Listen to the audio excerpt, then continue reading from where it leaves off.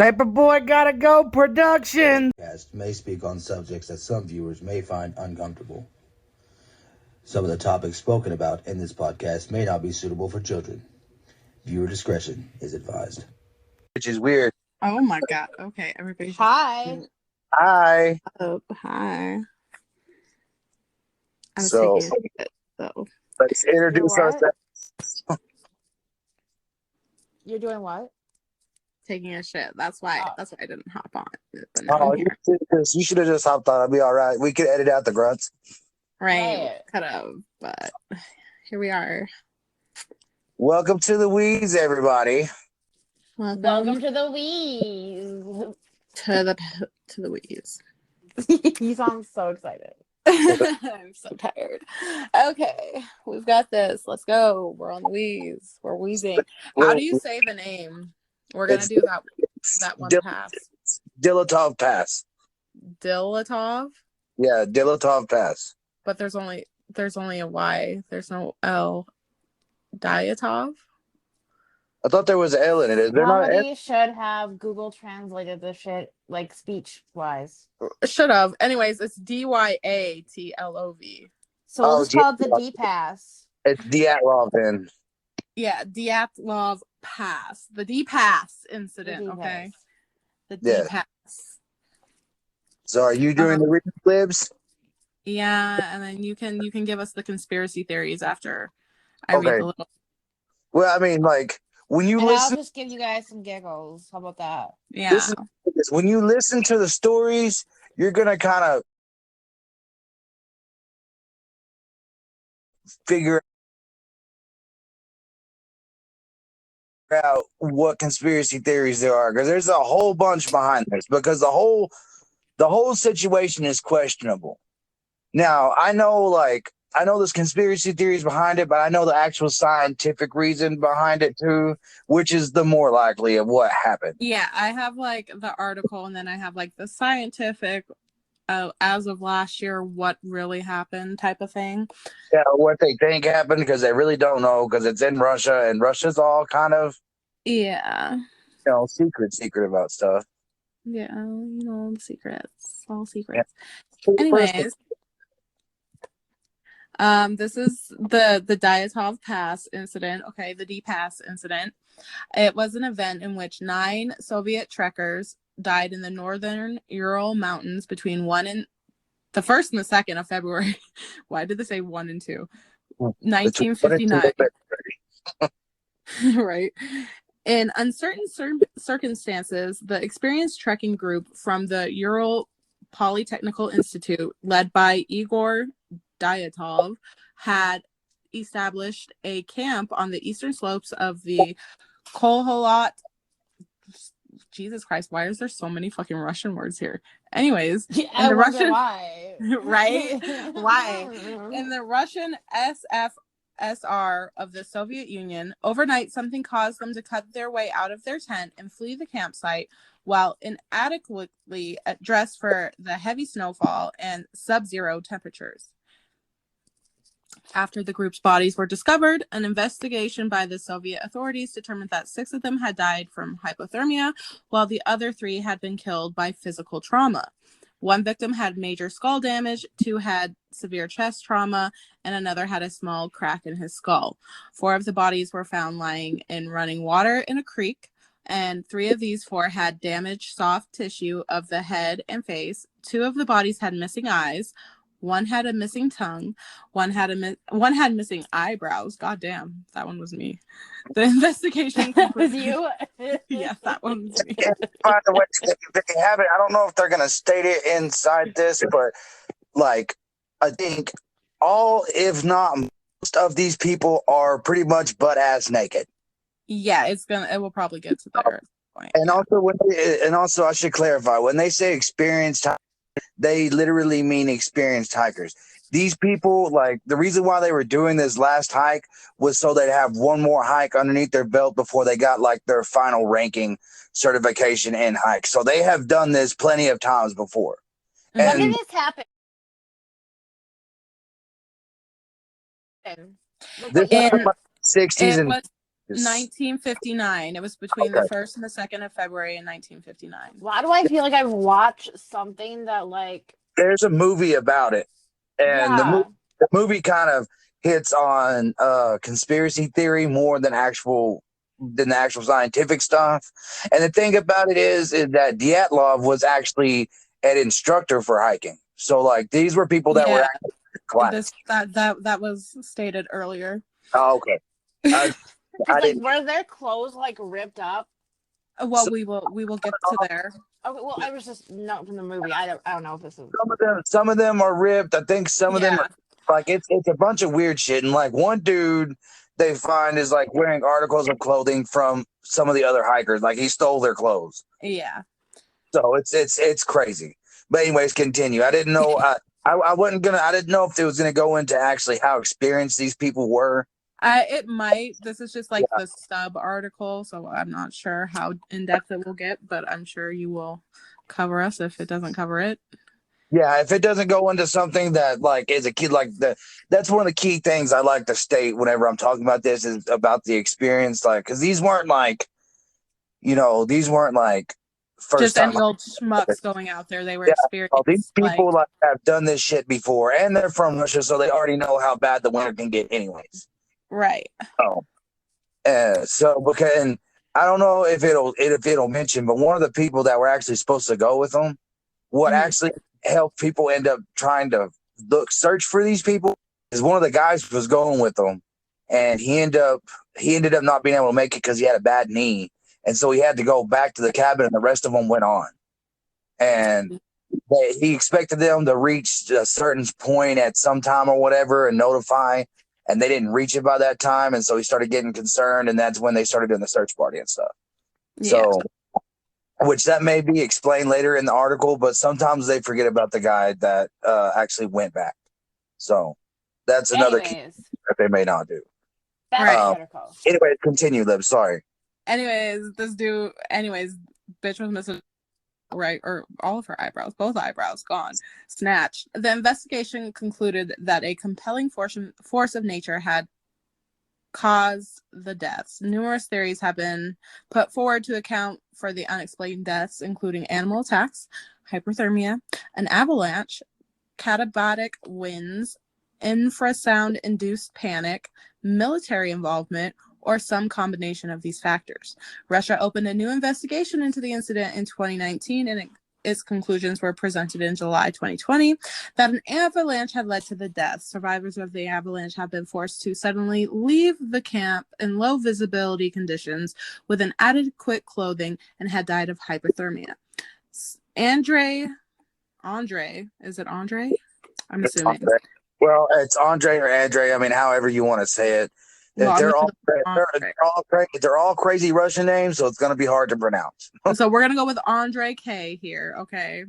Deputy head of the regional prosecutor's office said it was a heroic struggle. There was no panic, but they had no chance to save themselves under the circumstances. A study led by scientists from EPFL and ETH Zurich, published in 2021, suggested that a type of avalanche known as a slab avalanche could explain some of the trekkers' injuries. A mountain pass in the area was later named Dyatlov Pass in memory of the group. The incident occurred about 1,700 meters away from the eastern slope of the Kololat site, whatever the fuck, a prominent rock outcrop in the area now. Okay, this shit means nothing to us. Okay, nobody gives a fuck. Anyway, so let's see if there's anything else important in here. Yeah, okay, so it goes into like how experienced all these people were. Yeah. They were like hella fucking experienced. The group consisted of 8 men and 2 women. But as noted below, one member started the hike but later turned around back due to health issues. Each member of the group was an experienced grade 2 hiker with ski tour experience and would be receiving grade 3 certification upon their return. At the time, grade 3 was the highest certification available in the Soviet Union and required candidates to traverse 300 kilometers, 190 miles for us Americans. The route was designed by Dyatlov's group to reach the far northern regions of someplace and the upper streams of the Lazva River. The route was approved by the City Route Commission. This was a division of the Committee of Physical Culture and Sport, and they confirmed the group of 10 people on January 8th, 1959. The goal of the expedition was to reach the Orton Mountain, which is 6.2 miles north of the site where the incident occurred. This route, undertaken in February, was estimated as a Category 3, the most difficult to traverse. They were issued their route book in January, blah, blah, blah, blah, blah. Anyways, we all know all that. Do we really want to read about their expedition? Well, I mean, it's not. I mean, pretty much what you said is the gist of what's going on. If you want to read about the expedition, by all means. Well, diaries and cameras found around their last campsite made it possible to track the group's route up to the day preceding the incident. On the 31st of January, the group arrived at the edge of the area and began to climb. Blah, blah, blah, blah, blah. They went up there. They found a spot to fucking camp, etc. Like, nobody gives a shit. We all know that. Yeah. Search and discovery. Before leaving, Dyatlov had agreed he would send a telegram to their sports club as soon as the group returned to the Viz High. It was expected that this would happen no later than the 12th of February, but Dyatlov had told Yudin before he departed from the group that he expected it to be longer. When the 12th passed and no messages had been received, there was no immediate reaction. As delays of a few days were common with such expeditions, on the 20th of February, the travelers' relatives demanded a rescue operation, and the head of the institute sent the first rescue groups consisting of volunteer students and teachers. Later, the army and the police forces became involved with planes and helicopters ordered to join the operation. On the 26th, the searchers found the group abandoned and badly damaged tent. The campsite baffled the search party. The student who found the tent said the tent was half torn down and covered with snow. It was empty and all the group's belongings and shoes had been left behind. The investigator said the tent had been cut open from inside. 9 sets of footprints left by people wearing only socks or a single shoe or even barefoot could be followed, leading down to the edge of a nearby wood on the opposite side of the path, 1.5 kilometers to the northeast. After 500 meters, these tracks were covered with snow. At the forest edge, under a large Siberian pine, the searchers found the visible remains of a small fire. There were the first 2 bodies, those of 2 Russian dudes, shoeless and dressed only in underwear. The branches on the tree were broken up to 5 meters high, suggesting that one of the skiers had climbed up to look for something, perhaps the camp. Between the pine and the camp, the searchers found 3 more corpses. More Russian people. More Russians. Who died in poses suggesting that they were attempting to return to the tent. They were found at distances of 300, 480, and 630 meters from the tree. Finding the remaining 4 travelers took more than 2 months. They were finally found on the 4th of May under 4 meters, which is 13 feet of snow. Yeah, the 4th of fucking May. Yeah, well, see, and this happened in February. What they hadn't stated in this was the reason why it took them so long to find the bodies and stuff was they were searching, but there was also at this time a very bad winter during this time. So like there was very low visibility. That's why when they said the scientific explanation said possible avalanche, that's one thing I've never agreed with is I don't think it's avalanche. I think it was a lot to do with hyperthermia and the low visibility because it was a really bad storm. Now, but that's what took them so long because they found the campsite, but it took them longer to find the bodies because of how far they were away from the campsite, which is another thing that threw everybody off. Right. Then, so they finally found the last 4 on the 4th of May. The 3 of the 4 were better dressed than the others, and there were signs that some of clothing of those who had died first had been removed for use by the others. Like one of them was wearing the other's burned, torn pants, and her left foot and shin were wrapped in a torn jacket. There's things about the investigation, which is like, 6 of the group members had died of hypothermia and 3 of fatal injuries. There were no indications of people nearby on the mountain apart from the 9 travelers. The tent had been ripped open from the inside. The victims had died 6 to 8 hours after their last meal. Traces from the camp show that all group members had left the campsite of their own accord on foot. Some levels of radiation were found on one victim's clothing. Mm-hmm. To dispel the theory of an attack by the indigenous Manzai people, they stated that the fatal injuries of the 3 bodies could not have been caused by human beings because the force of the blows had been too strong and no soft tissue had been damaged. Release documents contain... Huh? Bonsai people are basically like snow Indians. They're pretty badass people. Like, you don't mess with these people because they know how to survive in the rugged cold of Russia better than most normal Russians. Number 1. Number 2, they know how to hunt and stalk very quietly because of how you have to do it in the snow, because every little sound can be echoed really loud by the snow. So like these dudes are like badasses.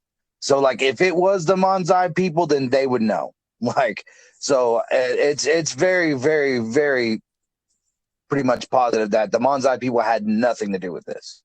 Okay. Yeah. So fuck the Manzai people. They was not the cause. Release documents. But they had to get Manzai people to help find the people though. Right. They had to get someone to help because they're like, okay, we can't find shit. Release documents contain no information about the conditions of the skiers' internal organs. There were no survivors. Well, no fucking shit. At the time, the official conclusion was that the group members had died because of compelling natural force. The inquest officially ceased in May of 1959 as the result of the absence of a guilty party. The files were sent to a secret archive. In 19 that negatives from somebody's camera were kept in the private archive of one of the investigators. The film material was donated by the investigator's daughter to the Dyatlov Foundation. The diaries of the hiking party fell into the Russia's public domain. Blah, blah, blah, blah, blah. So the explanations, let's get into that. The original explanation was... Okay. I was about to say, are we starting with the actual scientific stuff, or we're going to start with... Whoa.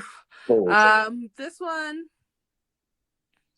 Well, I mean, some of the scientific stuff from 1959 is pretty fucking hilarious because it's just like, what? Because pretty much when they found all this shit in 1959, they had no idea what happened. They were like, I don't know. I don't know, homies. Right. So somebody's saying is that, or well, not somebody, Wikipedia is saying that an avalanche was one of the causes, which was somebody wrote that the most appealing aspect of the scenario is that the Dyatlov party actions no longer seem irrational. The snow slab, according to Green, would probably have made loud cracks and rumbles as it fell across the tent, making an avalanche seem imminent. Intimate. Avalanche. Intimate. Let's light some candles, baby. Right. They had some, they had some nice Bill Weathers playing in the background, and it was just right. Like, take me to dinner. He's just sliding on through. Noted that although the skiers made an error in the placement of the tent, everything they did subsequently was textbook. They conducted an emergency evacuation to ground that would be safe from an avalanche. They took shelter in the woods. They started a fire. They dug a snow cave. Had they been less experienced, they might have remained near the tent, dug it out, and survived. But avalanches are by far the bigger risk in the mountains in the winter, and more experienced you have, the more you fear them. The skiers' expertise doomed them.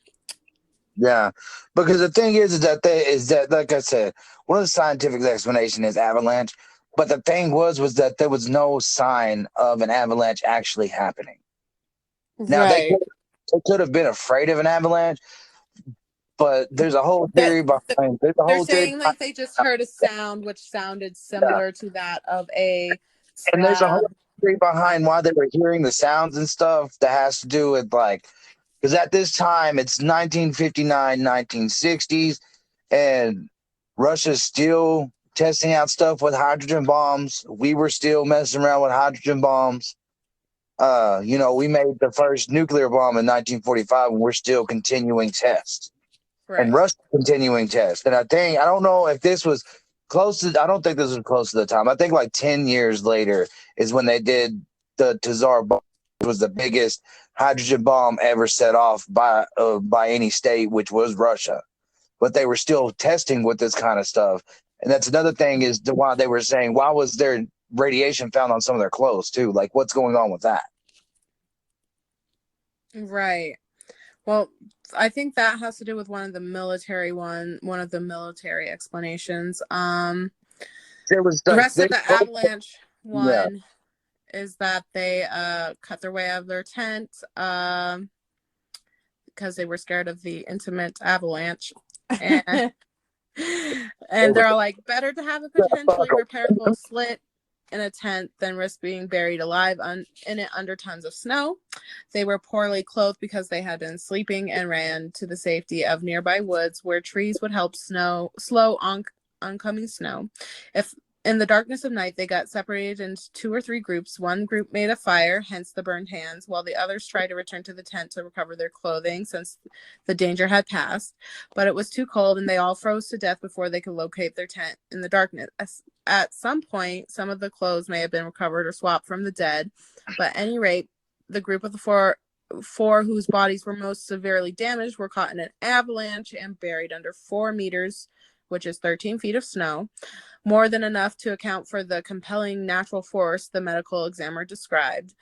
And the one girl's tongue was likely removed by scavengers and ordinary predation. Sure. It's predation. And that's another thing was that they said, oh, they were covered by snow, but they never had to dig the bodies out. So why are you saying they were covered by snow when you didn't have to dig the bodies out? Right. Who knows? Yeah. There's the contradictory evidence, which is, the location of the incident did not have any obvious signs of an avalanche having taken place. An avalanche would have left certain patterns and debris distributed over a wide area. The bodies found within a month of the event were covered in a very shallow layer of snow, and there had been an avalanche of sufficient strength to sweep away the second party. These bodies would have been swept away as well. This would have caused more serious and different injuries in the process and would have damaged the tree line. Blah, blah, blah. So yeah, that's basically why that avalanche couldn't have been the cause, because another thing that they didn't state was that 2 of the other 4 that they found, not by the tree, but the other ones that they found, the second group that they found, I think 2 of them were actually down inside like a little ravine thing. That's why they were laying in the river, because the river was at the bottom of the ravine, was at the bottom of this ravine type thing. Right.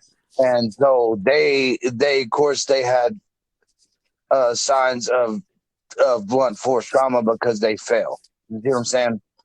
Now the other ones that were still up and they shouldn't have had signs of blunt force trauma, and nobody has ever really been able to answer why they did. Right. Yeah. So yeah, some of them, and I don't remember how deep the ravine was, but I mean, it wasn't like, I don't think it was like super deep, but it was like a significant depth. Like, I mean, at least 6, maybe 7 foot deep, maybe. It may have been less than that, but I mean, what the very possible is that they were walking, trying to find their camp, and they couldn't see, and then they took a wrong step, and the 2 people went bloop over the edge. That's very possible that happened. You're right. Very possible. Yeah, one of the military explanations is because they thought that they were testing bombs at this time, and it was closer to Dyatlov Pass than what they were previously stating before. So one of the things that the military said was it's possible that the concussion sound waves messed with their brains and caused them to go a little bit psycho, and that's why everything happened the way it did. So, Now, the military one is that the campsite fell within the path of the Soviet parachute mine exercise, and it alleges that the hikers were woken by loud explosions, fled the tent in a shoeless panic, and found themselves unable to return for supply retrieval. After some members froze to death attempting to endure bombardment, others commandeered their clothing only to be fatally injured by subsequent parachute mine concussions. There are indeed records of parachute mines being tested by the Soviet military in the area around the time the hikers were there. The parachute mines detonate while still in the air rather than upon striking the Earth's surface and produce signature injuries similar to those experienced by the hikers, heavy internal damage with relatively little external trauma. The theory coincides with the reported sightings of glowing orbs falling or floating in the sky within the general vicinity of the hikers and allegedly photographed by them. Potential military aircraft or descending parachute mines. This theory, among others, uses scavenging animals to explain the girls' injuries. Some speculate that the bodies were unnaturally manipulated on the basis of characteristic liver mortis markings discovered during autopsy, as well as burns to the hair and skin. Photographs of the tent allegedly show that it was erected incorrectly, something the experienced hikers were unlikely to have done. A similar theory alleges the testing of radiological weapons and is based partly on the discovery of radioactivity on some of the clothing, as well as the descriptions of the bodies by relatives as having orange skin and gray hair. However, radioactive dispersal would have affected all, not just some, of the hikers and equipment, and the skin and hair discoloration can be explained by natural process of mummification after 3 months of exposure to the cold and wind. The initial suppression by Soviet authorities of files describing the group's disappearance is sometimes mentioned as evidence of a cover-up, but the concealment of information about domestic incidents was standard procedure in the USSR and thus far from peculiar, and by the late 1800s, all the files have been released in some manner. Jesus Christ. yeah. So, I mean, I think now military cover up, I mean, it's possible because it was in the USSR. And everybody knows a lot of shit about the USSR was sketchy. Very, very sketchy. I mean, they pretty much tried to cover up Chernobyl so much so that they were like letting people die of radiation poisoning because they didn't want nobody to know that Chernobyl was fucking melting down. So I mean, I wouldn't be surprised, but this is my theory. This is my theory. This is my scientific backing and everything else. I think it was a combination of military testing bombs. They were hearing the noises and it scared them, so that's why they punctured through the tent like they were doing, which, you know, you wake up hearing bombs and shit and you're just gonna go out of. Well, they're saying that these bombs are parachute bombs, and so like it's not that they were hearing them testing them. They felt it. Yeah. Well, I mean, like they're gonna still have an explosion, so you're gonna still hear the explosion. You know what I mean?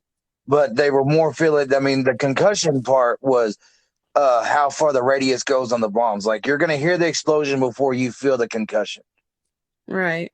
And so that's the thing is, so they were taking off out of the tents because they were hearing the explosion, and then they felt the concussion later, which kind of knocked them out of their senses.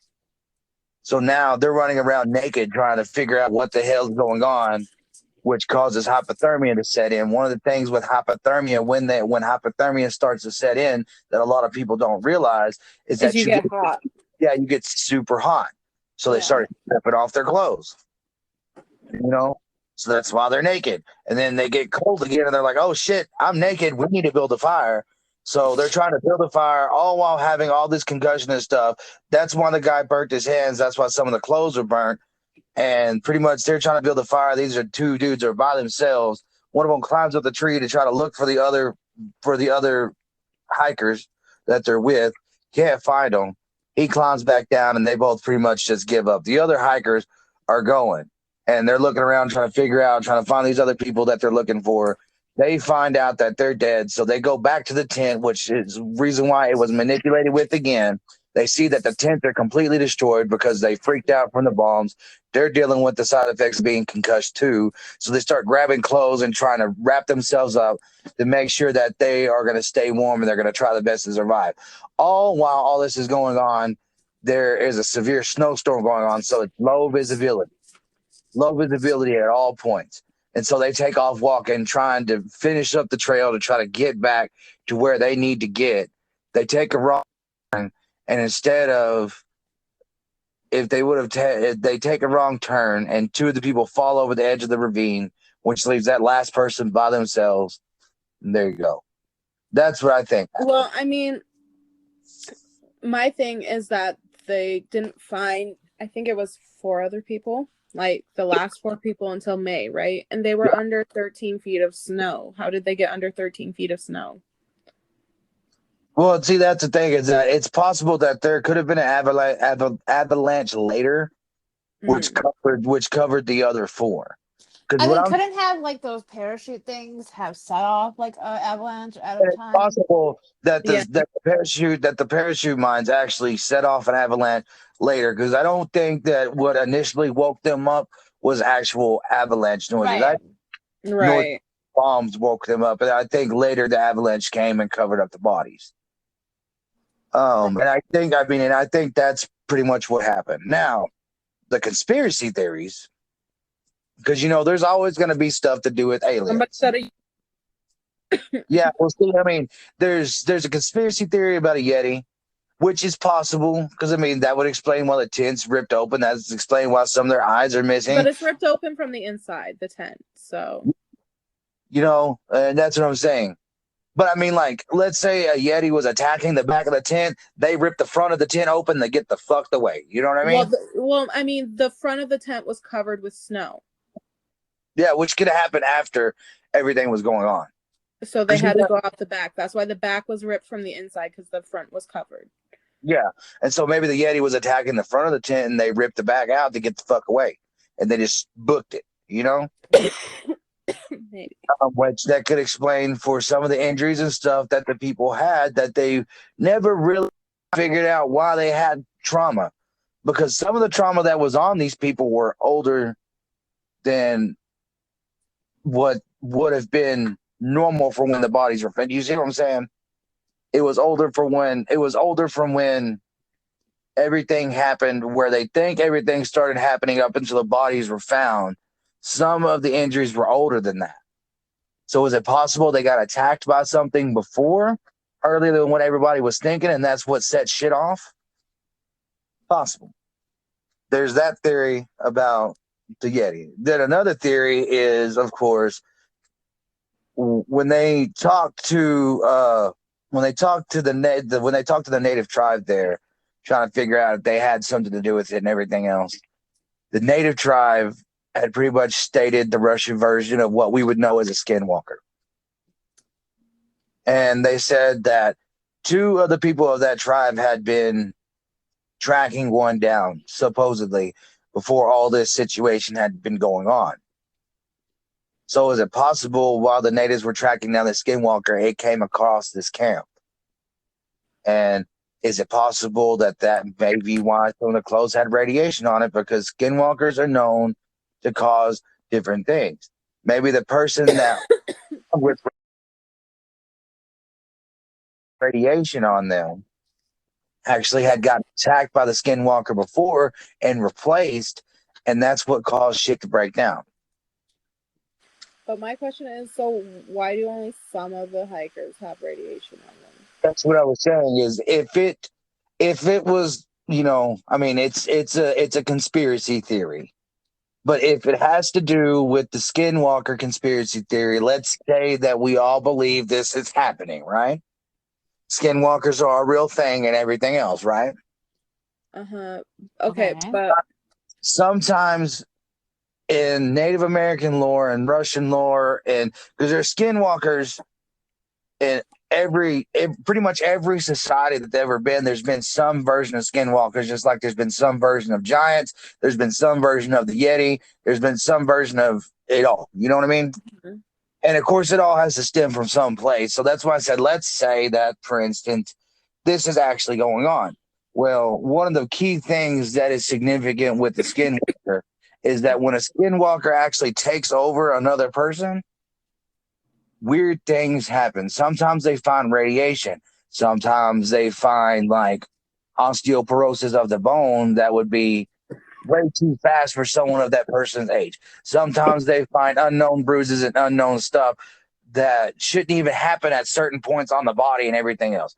You see what I'm saying?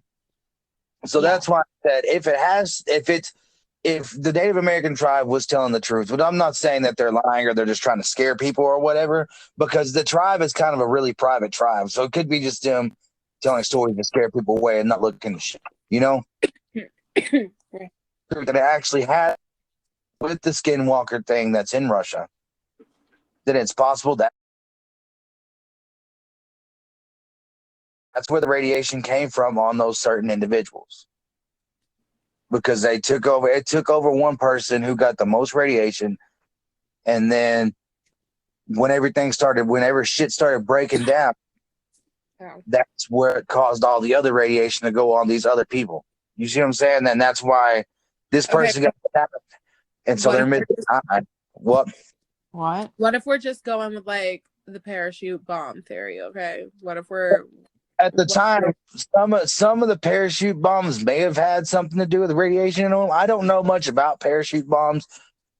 I don't know that. I mean, they could have had some kind of radiation in them, and it may not have been a lot, and maybe one of them was just happened to be closer to the area that detonated than the others. And so they that may be why they just got enough shock. I mean, I don't know. That's one thing. That's one key thing that throws everybody off is to explain the radiation, because no one really can explain the radiation of where the hell it came from. That's the glowing point. Don't there. Are you dying?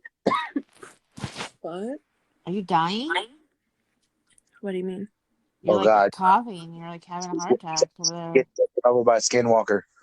Yeah, no, I have a cold.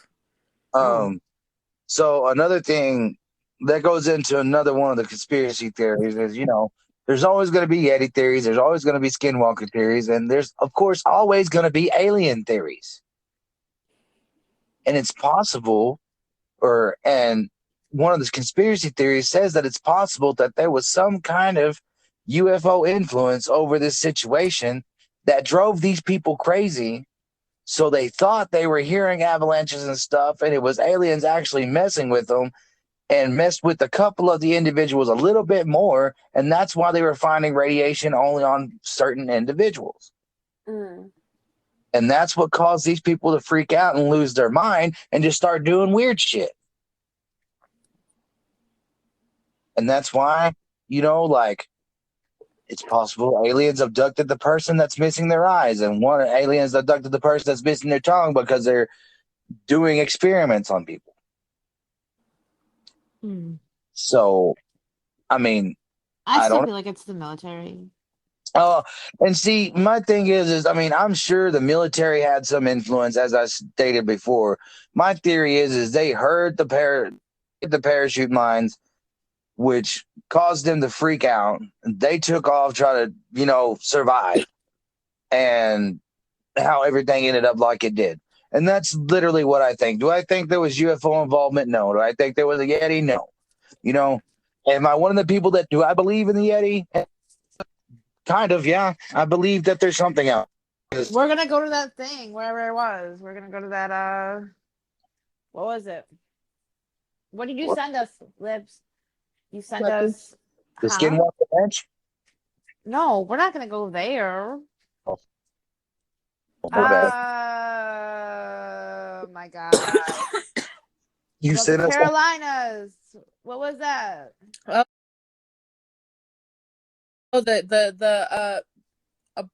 what is it? A Yeti calling contest? No, what is it? Oh Bigfoot. yeah, I remember. yeah, the Bigfoot. Sasquatch calling contest. There we Yeah. go. This We're gonna thing, get there. there's a guy that I watch on YouTube. That this is going away from the Dyatlov pass a little bit, but there's a guy that I watch on YouTube that he pretty much hunts Bigfoots out in the middle of nowhere where there's not in like upper Canada and Alaska where there's not a lot of human contact. Like you have to be going out into these places if you want to find where he's at. You see what I'm saying?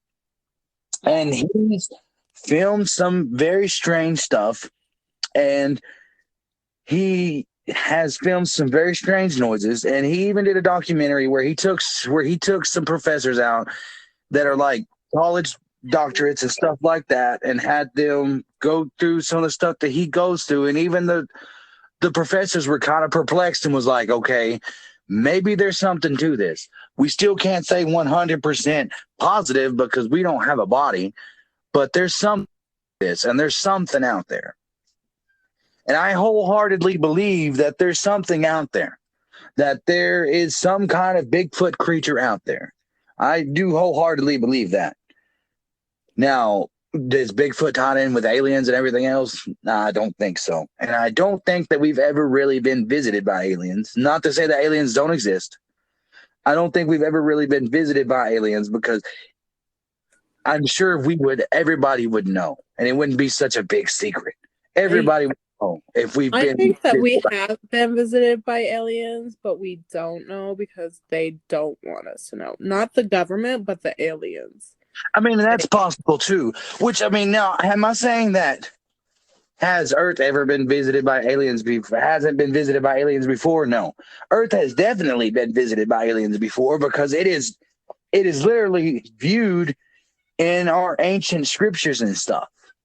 I mean, in ancient Sumerian texts, they have cave carvings of like rocket ships and spacemen that nobody can really understand why they're there and how they would even know about any of this stuff.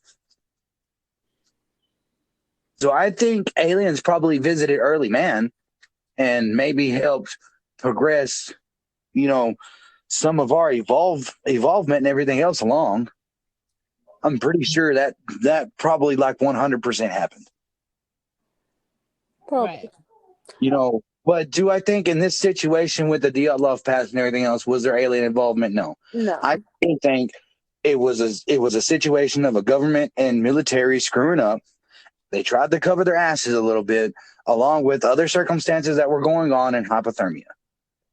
I feel like something scared them. I don't know what it was, but something scared them, and then in their panic, they all fucked up, and here they are. Yeah, answered. And most likely we'll never know the full story ever. Yeah. Right. You never will. But like everybody just mainly mainly thinks that it was just Yeah. report. It was mainly, the main consensus is that it was hypothermia and something to do with the Russian military.